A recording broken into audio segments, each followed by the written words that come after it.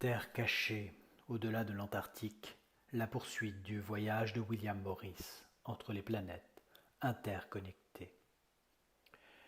Histoire des planètes-mondes à l'intérieur du Grand Dôme. ARB 204, les terres de Mars. Ce que l'on sait de leur civilisation d'origine. Les habitants originels de Mars ont été tués lors d'une guerre contre les colonisateurs. On pense que certains d'entre eux ont réussi à survivre et à émigrer de leur terre, mais on manque d'informations pour le confirmer. On croyait que les Martiens avaient été anéantis dans leur intégralité, mais les théories les plus récentes disent qu'un groupe, pas si nombreux, pourrait vivre sur les côtes des terres voisines et qu'ils avaient été aperçus par plusieurs races. Leur présent. Les terres de Mars sont aujourd'hui occupées par différents types de races, dont la race humaine, connue sous le nom V-Stimcel. C'est une zone de développement contrôlé. Il y a des conflits et des guerres de toutes sortes. Nous avons des informations selon lesquelles une partie de la race humaine vivant là-bas, dans une grande colonie, a migré vers d'autres terres qui ont visité la nôtre dans le passé. Certains de nos navigateurs ont également pénétré son passage-portail vers l'intérieur et nous ont informés en détail sur certaines des espèces qui y vivent. Ce sont des terres de conflits constants entre de nombreuses races qui y habitent, en particulier celles venant des terres d'Orion, H1ORION, et n'ont peu ou pas de croissance spirituelle. On pense que les différentes races se font concurrence dans le développement de l'armement de défense et d'attaque. De nombreux humains sont arrivés des terres connues en tant que, entre guillemets, récompense pour avoir trahi leur propre race. Cela se produisit également pendant la période qui est aujourd'hui celle de la dernière humanité post-réinitialisée, comme nous avons pu le recueillir auprès de plusieurs navigateurs qui sont entrés par le passage entre Mars et le second dôme. Nous avons pu obtenir de nombreuses informations précieuses sur la façon dont la colonie humaine vit là-bas après de nombreuses années où elle a quitté sa patrie. Tous les membres qui sont arrivés sur Mars le voyaient comme un prix et l'ont fait avec un bonheur absolu en imaginant qu'ils vivraient dans un paradis et qu'ils vivraient environ 5 fois plus que leur vie moyenne actuelle sur les continents connus à cause de la pollution et de l'environnement manipulé. Mais quand ils sont arrivés, ils ont réalisé que les custodians les avaient trahis d'une certaine manière et que toute l'aide et la trahison dont ils ont fait preuve envers leurs frères n'avait été qu'un autre tour que les custodians avaient l'habitude d'accomplir. Ils parviendraient à vivre beaucoup plus longtemps s'ils survivaient aux nombreuses guerres actuelles, mais ils le feraient d'une manière vraiment différente de celle prévue ou promise, surtout si leur corps résisterait au nettoyage de cette nouvelle terre, car ils avaient subi des manipulations dans l'environnement des terres anciennes et connues. Bien que les terres de Mars aient des côtes paradisiaques, ainsi qu'une incroyable variété de flore et de faune, la variété des couleurs de chaque paysage est vraiment accrocheuse. mais les guerres qui y sont menées par les nombreuses races qui coexistent font de ces terres un véritable enfer. Le capitaine Hunt et Roald et tant d'autres dont on se souvient fièrement comme des exemples chaque jour dans nos terres, puisqu'ils ont énormément aidé à recueillir des informations pour comprendre notre environnement, ont raconté et détaillé leurs expériences dans ces terres en pénétrant le célèbre passage de Byrd. Tout cela était aussi bien sûr comme une preuve conservée dans nos mémoires de la grande bibliothèque. Les écrits du capitaine Hunt sont tout à fait cohérents avec les autres récits sur la colonie humaine existante dans la mal nommée planète rouge. Les terres rouges ont d'abord commencé sur les rives d'Aeria, puis, forcées par d'autres races, en particulier le harcèlement qu'elles ont subi de la race grise d'Orion, H1ORION, en conjonction avec les étamines des terres draconiques, a conduit le groupe humain à s'installer sur une grande île au large de ses côtes, nommée Terra Cimmeria. Au début, il était difficile de reconstruire leur base à partir de zéro, mais ils disposaient d'une technologie custodienne qui leur avait été donnée à l'entrée, peut-être comme modalité pour toutes les races de cette expérience. Il n'était donc pas si difficile de faire leur base dôme à nouveau opérationnelle. Les bâtiments des terres de Mars étaient en forme de dôme, et il ne pouvait en être autrement, puisque cela avait été imposé également par les custodians, parmi de nombreuses autres exigences pour y vivre. L'humanité a souffert dès le début, et puis ce n'était plus si différent.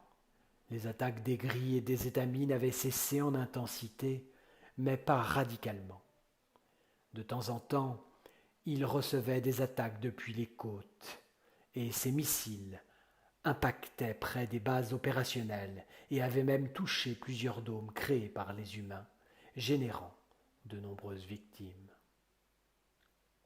Un matin, les gris ont attaqué leurs côtes directement et ont tué plus de 100 humains qui n'étaient pas préparés à une confrontation. C'était vraiment un massacre, et cela a été raconté par un témoin direct lors de la visite du capitaine Hunt. Le brave navigateur avait quitté nos terres en direction des murs de glace du deuxième dôme afin d'affronter le redoutable passage Byrd, puisqu'il était dit que c'était un portail-passage très complexe à franchir.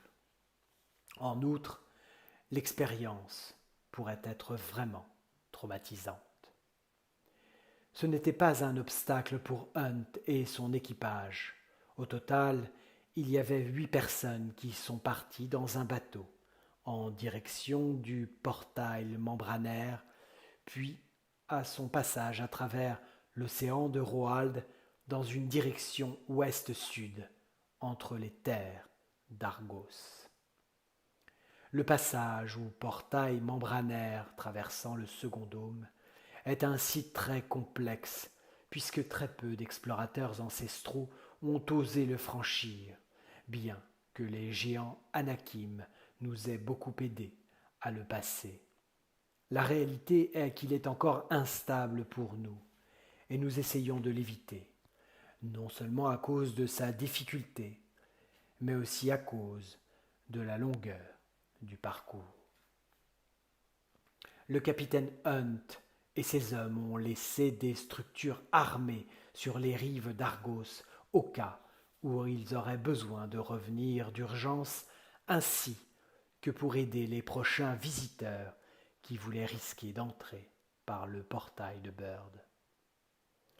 La technologie ancestrale pouvait détecter en toute sécurité, du moins nous le supposions à l'époque, toute approche ennemie, qu'elle provienne des gris, des étamines ou de toute autre race, à l'exception des custodians. C'est pourquoi ils étaient extrêmement risqués de naviguer sous ces latitudes. En tout cas, c'était un risque que nous devions prendre si nous voulions ramener des informations de ces terres qui pourraient être d'une grande utilité pour l'avenir humain, à la fois dans le premier et le deuxième dôme. Nous ne savions pas encore comment les humains réagiraient là-bas, bien que nous connaissions l'existence d'une colonie et que nous ayons eu un contact avec un bateau qui s'était échappé de là. Une éventuelle confrontation contre eux était totalement incertaine. Mais, comme nous l'avons dit, nous devions essayer, puisque ces humains avaient un contact direct avec les custodians, et bien que nous ayons une vision totalement négative envers eux pour avoir trahi leur propre race, les informations là-bas étaient aussi précieuses que l'or dans les terres connues. D'ailleurs, on voulait savoir comment il s'était développé là-bas, s'il y avait encore des guerres, ou pire encore, s'il y avait encore des êtres humains. La première rencontre a eu lieu exactement 17 jours après avoir traversé le passage portail qui, en passant, n'était pas si traumatisant à traverser. Mais Hunt enregistre une sensation d'être poussé à une vitesse vertigineuse pendant quelques secondes qui vous pénètre totalement et fait perdre le contrôle du navire. Ajoutez au fait que les radars ne fonctionnaient plus depuis longtemps, et la sensation d'être resté longtemps à l'intérieur de ce passage, tout cela était vraiment catastrophique pour des gens comme nous, qui entraient dans des zones hostiles et n'avaient pas les moyens de savoir où nous naviguions ou s'ils avaient des ennemis à proximité. Ce n'est que 5 jours plus tard que nous avons pu récupérer notre technologie et la remettre en état de fonctionnement. Et lorsque tout a été pleinement opérationnel, nous avons décidé de mettre les voiles le long des côtes d'Aeria. Puis, Hunt raconte dans ses mémoires: la mer au large d'Aeria est l'une des plus incroyables que nous ayons jamais naviguées. De loin, tout semble paisible, mais il y a une houle qui de nulle part devient une poussée si violente que la direction est complètement perdue. Au plus près des murs du premier dôme, notre bateau était préparé, mais les remous ont rendu certains d'entre nous malades pendant un certain temps. Nous avons essayé d'atteindre Argir qui, de sa clarté lointaine, éblouissait nos sens. Nous y étions appelés et attirés comme le racontent les anciennes histoires des terres des sirènes. Seul le coucher du soleil, la mer violente et nous. Le calme nous a soudainement envahis. Tout était silence pendant un certain temps jusqu'à ce que nous touchions les rives de la Terra Cimmeria. Il était temps alors de faire face à la réalité. C'était tout ou rien, et mes hommes le savaient très bien. Y aurait-il encore un humain debout sur ces terres? Et si oui, comment nous recevrait-il? Sur ces rives, il y avait 3 humains qui effectuaient une sorte de réparation sur le quai, qui, de loin, marquait d'une manière ou d'une autre qu'il y avait là une grande colonie humaine. Nous nous sommes approchés avec notre bateau très lentement. Le moment de tension augmentait au fur et à mesure que nous nous approchions. À cause de notre type de bateau, ils n'avaient sûrement aucune idée de qui nous étions. Et cela a aggravé les conditions pour établir une sorte de signal avant le contact. Tout notre bateau était illuminé de blanc de bout en bout. Le message était clair, nous ne voulions pas initier ce contact de la pire des manières, ni qu'ils interprètent une quelconque hostilité. Après tout, et même si nous étions si loin de nos idéaux, nous étions des êtres humains dans des terres inconnues et loin de nos origines. Sur le rivage, les humains, maintenant nommés martiens, avaient cessé toute activité qu'ils faisaient et nous regardaient approcher, chacun de sa position éloignée l'une de l'autre par de grandes distances. Cela a attiré notre attention. Généralement, lors d'une arrivée comme la nôtre, c'est de cette façon que nous recevons des visiteurs en se regroupant et en essayant de les accueillir, ou non. Mais là, la façon était très différente de ce que nous pensions. Notre navire s'est amarré près du rivage. La mer, dans cette zone, était extrêmement profonde, et je suis descendu avec mon compagnon Richard, qui était le plus diplomate, pour faire connaître le but de notre visite. Richard a fait des signes avant de descendre vers la base qui nous transportait sur le même sable blanc de Cimméria. Les humains là-bas nous ont vus de loin sans faire aucun mouvement. Ils ne se parlaient même pas. Ils semblaient avoir des actions robotiques. Ils étaient très jeunes en apparence, et leurs vêtements étaient sales et déchirés par le dur labeur sous le soleil martien. Un homme est venu vers nous et nous a salués cordialement. Il nous a dit que cela faisait longtemps qu'il n'avait pas entendu un tel accent. Étrangement, ce que nous imaginions le moins mais le plus souhaité s'est produit.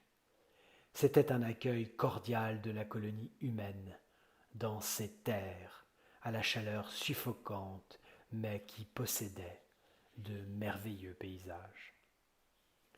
Il nous a dit qu'il s'appelait RS200 et que tous avaient des noms comme ça, entre lettres et chiffres pour se différencier, et que depuis longtemps, les noms propres avaient cessé d'exister sur Mars. Richard lui a posé des questions sur Bird et d'autres noms connus, dont nous savions qu'ils avaient pénétré ces terres il y a longtemps. Mais ni RS200 ni les autres n'ont su nous donner des informations, ou n'ont pas voulu. Plus tard, Richard lui montrait une photo de Bird que certaines personnes connaissaient. Leurs réponses étaient déroutantes et finissaient par dire que Richard Bird avait quitté les terres il y a longtemps. Bird avait quitté les terres il y a quelque temps, mais nous ne savions pas s'il faisait référence à un décès ou s'ils avaient physiquement quitté ces rives. Nous n'avons pas voulu insister pour le moment, même si nous voulions savoir où il se trouvait. Tout d'abord, nous l'avons interrogé sur les custodians et les dirigeants de Mars. Ces jeunes hommes étaient exactement 26 personnes vivant ensemble dans des conditions pitoyables et semblaient avoir été abandonnés, bien que plus tard nous apprendrions quelque chose de pire que cela. Les chefs s'appelaient les Quijas, et on nous a dit qu'ils s'approchaient d'eux dans des navires particuliers, silencieux, et qu'ils parcouraient les eaux. Ces êtres avaient des vêtements qui simulaient, ou plutôt qui avaient la forme d'animaux connus de la région de Terra Cimmeria. Utiliser ce type de costume était assez courant chez les custodians lorsqu'ils s'approchent des êtres de leur colonie. On suppose que c'est un de leurs moyens de confondre à la fois les êtres et les histoires qu'ils peuvent façonner pour le futur. On peut le trouver dans des milliers de représentations au sein des terres connues, par exemple dans l'Égypte ancienne des générations passées. Les Quijas, comme ils les appelaient, ne venaient pas souvent, mais ils avaient certainement été déplacés d'une zone à l'autre. L'île était bien divisée en 4 parties, et la zone où nous étions arrivés était une zone de réclusion ou zone de punition. Pour une raison quelconque, ils considéraient qu'ils avaient violé une règle établie Ils ont donc été emmenés comme punition en effectuant un travail inhumain, à haute température, sous le soleil, avec des outils de base. C'est pour cette raison qu'ils nous avaient reçus de cette façon. Ils n'étaient même pas surpris. Je suppose qu'ils imaginaient que c'était un autre jeu mental des custodians et une partie de leur punition. Ou peut-être qu'ils suppliaient qu'une sorte de sauvetage vienne de l'extérieur. Très curieux de toute cette expérience, les premiers humains sont arrivés sur ces terres avec la promesse des custodians de vivre dans un paradis pendant plus de 500 ans. Et ils ont trouvé cette réalité où eux et leurs enfants et probablement plusieurs générations futures vivraient dans des conditions pitoyables. Tout cela ressemblait à une sorte de punition divine pour avoir trahi l'humanité. Mais la réalité était que les custodians et les Anunnaki eux-mêmes jouaient avec les esprits humains, peu importe leur rang ou leur proximité. Hunt et tout l'équipage, après avoir discuté et passé 2 nuits là-bas dans cette zone, considérée comme une punition, se sont éloignés des côtes en essayant de manière très risquée et hors du plan d'atteindre Eridania. Ils avaient obtenu des informations importantes à ce sujet et sur la région. Ils ne voulaient pas perdre l'occasion de la visiter. S'ils étaient détectés par un radar custodian s'approchant d'un portail ou d'une pyramide Anunnaki, ou simplement d'une autre race qui pourrait alerter de la présence d'ancêtres là-bas, tout le cercle environnement s'alarmerait et l'impossible serait fait pour les retrouver. Le risque de continuer à naviguer là-bas après tant de jours était important, sachant qu'il faudrait encore au moins 3 jours pour revenir au passage Bird. Il convient de préciser que les humains de la zone de confinement ont supplié Hunt et son équipage à plusieurs reprises de les sortir de là. Mais ils ont catégoriquement refusé, non pas parce qu'ils ne voulaient pas les aider, après tout ils étaient une nouvelle génération payant pour les erreurs du passé, mais parce que les amener près du passage Bird ou naviguer dans ces mers pourrait être facilement détecté, puisque le RS-2XX embarquait plusieurs puces de repérage avec une technologie custodian très difficile à manipuler. Il n'avait ni les outils, ni le laboratoire, ni le personnel adéquat pour effectuer l'extraction chirurgicale de cette technologie dans leur corps ou leur sang. Puisqu'ils ne pouvaient contacter aucune base ancestrale, pas même la structure qui pouvait détecter le signal laissé aux portes de Mars, puisque toute tentative pouvait y être détectée, le risque était encore plus grand. Premièrement, ils ne pourraient pas être secourus, et deuxièmement, que s'ils étaient capturés ou tués, toutes les informations seraient perdues et toutes les réponses que les prisonniers humains de Cimmeria leur avaient données sur toute leur colonie auraient complètement disparu, et tout le voyage se terminerait sans remplir son objectif principal, en plus de ne pas avoir été ajouté aux mémoires de la grande bibliothèque. Quand ils étaient en route vers le sud, vers les terres appelées Eridania, les distances étaient extrêmement grandes, et la mer des Sirènes devenait de plus en plus dangereuse au fur et à mesure de sa navigation. La technologie du navire n'était pas la meilleure. Nous avons donc décidé de revenir immédiatement. Étonnamment, tout l'équipage est arrivé correctement et sans conflit contre les custodians, Anunnaki, Gris, Étamines ou toute autre race.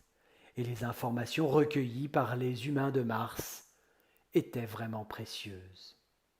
Après avoir surmonté le passage de Bird de l'intérieur vers l'extérieur, l'entrée de nouveau vers les terres connues du deuxième dôme était d'un soulagement.